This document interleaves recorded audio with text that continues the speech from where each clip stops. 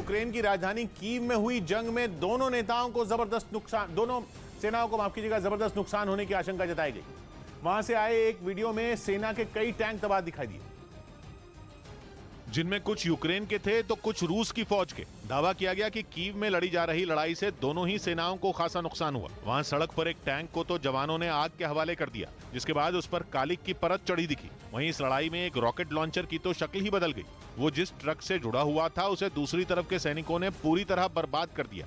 इसके अलावा वहां मौजूद कई टैंक, बख्तरबंद गाड़ियों और ट्रकों की ऐसी ही हालत दिखी। कुछ जगहों पर तो जमीन पर हथियार भी बिखरे नजर आए। वहीं शहर में लगे कुछ साइन बोर्ड का रंग फीका दिखाई दिया। बताया गया कि यूक्रेन के लोगों ने रूसी फौज को चकमा देने के लिए उनमें लिखी जानकारियां मिटा दी थी। उधर यूक्रेन ने खेरसॉन के कुछ इलाकों को रूसी सेना के कब्जे से छुड़ाने का दावा किया।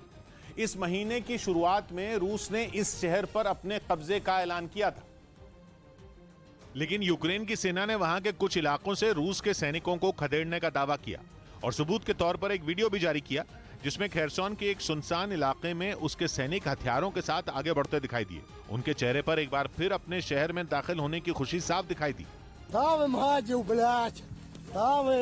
यूक्रेन की सेना ने दावा किया कि वहां कई दिन तक चले भीषण युद्ध के बाद रूसी सैनिक अपने हथियार छोड़कर भाग गए, जिसके बाद उनके सैनिकों ने वहां सर्च ऑपरेशन चलाया। वहीं यूक्रेन के डोनेस्क प्रांत में बारूदी सुरंग के ऊपर से गुजर रहे एक रूसी ट्रक के परखचे उड़ गए। यूक्रेन की तरफ से ट्रक में हुए ब्लास्ट का एक वीडियो भी जारी किया गया, जिसमें एक ट्रक सड़क से गुजरता दिखाई दिया। दावा किया गया कि यह रूसी सेना का ट्रक था, जो यूक्रेन की बिछाई लैंडमाइन का शिकार हुआ। वीडियो के शुरुआती हिस्से में ट्रक दनादन सड़क से जाता दिखा, लेकिन जैसे ही वो सड़क पर बिछाई बारूदी सुरंग पर चढ़ा, उसके परखचे उड़ गए। विस्फोट इतना जोरदार था कि देखते ही देखते आसमान में धुएं का गुबार छा गया। खबर है कि यह ट्रक डोनेस्क शहर में यूक्रेन की सेना के अड्डे तक पहुंचना चाहता था। डोनेस्क वही जगह है जिसे रूस ने युद्ध शुरू होने से पहले अलग देश की मान्यता दी थी। रूस के हमले के बाद यूक्रेन के निकोलेव में बारूदी सुरंगों की तलाश तेज कर दी गई। वहां इस काम में विस्फोटकों को ढूंढने वाली विशेषज्ञों की एक टीम लगाई गई और इसी टीम के कुछ सदस्य एक खुले मैदान में पहुंचे, जहां वो अपने उपकरणों के साथ बारूदी सुरंगें तलाशते नजर आए, ताकि इनसे आम लोगों और सेना के जवानों को नुकसान न पहुंचे। अब तक ये टीम दूसरे विश्व युद्ध से जुड़े पुराने बमों और उपकरणों को ढूंढकर नष्ट करने का काम करती थी, लेकिन पुतिन की सेना के हमले के बाद ये टीम रूसी बमों और रॉकेटों को भी ढूंढने में जुट गई। विस्फोटक ढूंढने वाली इस टीम का काम इसलिए काफी अहम है क्योंकि युद्ध के बावजूद कई लोग अब भी इस इलाके में टिके हुए हैं, जो रोजमर्रा की चीजों के लिए अक्सर अपने घरों से बाहर निकलते हैं। ये लोग रूसी विस्फोटकों की चपेट में ना आए, यही इस टीम की कोशिश है। इस बीच यूक्रेन ने पुतिन की फौज को युद्ध में भारी नुकसान पहुंचाने का दावा किया। राजधानी कीव के उत्तर पश्चिम के एक इलाके में दोनों देशों के सैनिकों के बीच हुई गोलीबारी के बाद का एक वीडियो भी सामने आया, जिसमें कई टैंक पूरी तरह से तबाह दिखाई दिए। दावा किया गया कि ये टैंक रूसी सेना के थे और यूक्रेन ने अपने हमले से इन्हें ध्वस्त किया था। यही नहीं, कई रूसी सैनिकों को मार गिराने की बात भी कही गई। हमले के बाद सामने आई तस्वीरों में कई इमारतें तबाह नजर आईं। हमले इतने जोरदार थे कि कुछ घरों की छतें भी जल गईं। एक गैस स्टेशन भी पूरी तरह से बर्बाद दिखा। यूक्रेन ने दावा किया कि उसके सैनिकों ने रूस की सेना को इतना नुकसान पहुंचाया कि उन्हें पीछे हटना पड़ा। यही नहीं, यूक्रेन ने गोलाबारी वाले इलाके को अपने नियंत्रण में लेने की बात भी कही। कब्जे के बाद यूक्रेन का एक जवान इलाके में गश्त करता दिखाई पड़ा। वीडियो के आखिरी हिस्से में रूस के राष्ट्रपति व्लादिमीर पुतिन की एक फोटो दीवार पर लगी दिखी, जिसमें उनके सिर के बीच में गोली मारे जाने का निशान बना था। खबर है कि वहां के लोगों ने यह तस्वीर विरोध दर्ज कराने के लिए लगाई थी। वहीं यूक्रेन की सेना ने युद्ध में रूस की टैंकों की टुकड़ी स्टालिनग्राद टैंक डिवीजन में शामिल कई टैंकों को ध्वस्त कर दिया। यूक्रेन की सेना के लिए यह एक बड़ी कामयाबी मानी जा रही है, क्योंकि दूसरे विश्व युद्ध के दौरान रूस के शहर स्टालिनग्राद में इस टुकड़ी ने हिटलर की सेना को आगे बढ़ने से रोक दिया था। लेकिन इस बार यूक्रेन की सेना ने ट्रोस्टेनेट्स शहर में जंग के दौरान स्टालिनग्राद टैंक डिवीजन में शामिल कई टैंकों को तबाह करने का दावा किया। सबूत के तौर पर उनकी तरफ से एक वीडियो भी जारी किया गया, जिसमें जंग के बाद वहां रूसी सेना के कई टैंक बुरी तरह से जले दिखाई दिए, जबकि एक टैंक से आग की लपटें निकलती नजर आईं। इस दौरान वहां मौजूद यूक्रेन का एक सैनिक बर्बाद और जले हुए टैंकों के सामने खड़ा दिखा और कैमरे पर यह बताने की कोशिश करता रहा कि कैसे उसने और उसके साथियों ने मिलकर रूसी सेना के इन टैंकों को तबाह कर दिया। इसी वीडियो में स्टालिनग्राद टैंक डिवीजन के कुछ और टैंक भी दिखे, जिन पर यूक्रेन के सैनिक बैठे नजर आए। एक सैनिक तो टैंक के अंदर झांकने की कोशिश करता रहा। वहां से आई एक दूसरी तस्वीर में तबाह हुए टैंकों के टुकड़े आसपास बिखरे दिखाई दिए। देखने से ऐसा लगा जैसे रॉकेट लॉन्चर और मिसाइलों से इन टैंकों को निशाना बनाया गया हो।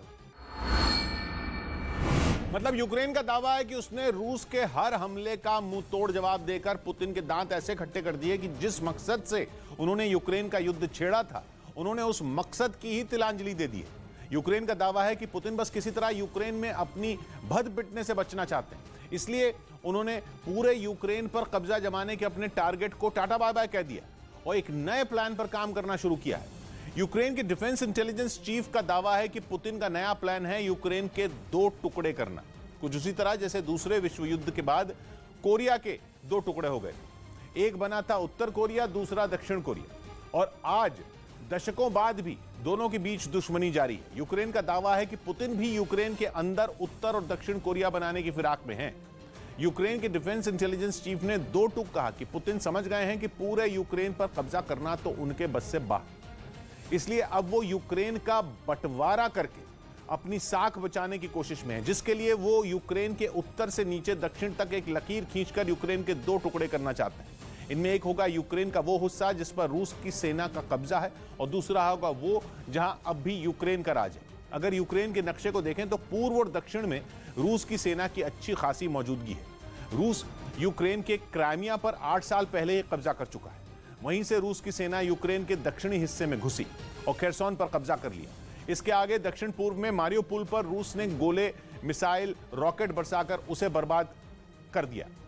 थोड़ा और आगे बढ़ें तो आते हैं डोनेस्क और लुहांस्क के वो इलाके जिनके बड़े हिस्से पर यूक्रेन के उन अलगाववादियों का कब्जा है जो रूस के खेमे में।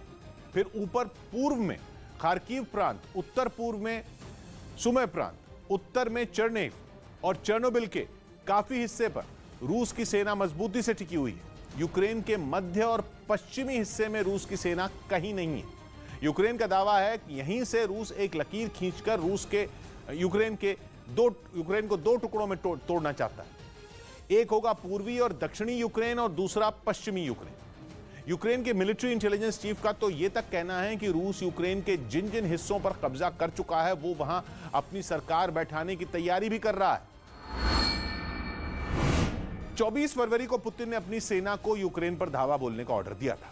तब पुतिन ने कहा था कि उनका मकसद यूक्रेन की सेना को खत्म करना और वहां की नाजी सरकार के अत्याचार से लोगों को छुटकारा दिलाना है। लेकिन जंग को 1 महीना बीत जाने के बाद रूस अपने दोनों मकसदों को हासिल नहीं कर पाया है, बल्कि 3 दिन पहले तो रूस ने अपने इन दोनों मकसद से पूरी तरह यू टर्न ले लिया। रूस ने कहा था कि उसने यूक्रेन की सेना की कमर तोड़कर जंग का पहला फेज पूरा कर लिया है और अब वो अपने मुख्य लक्ष्य की तरफ पर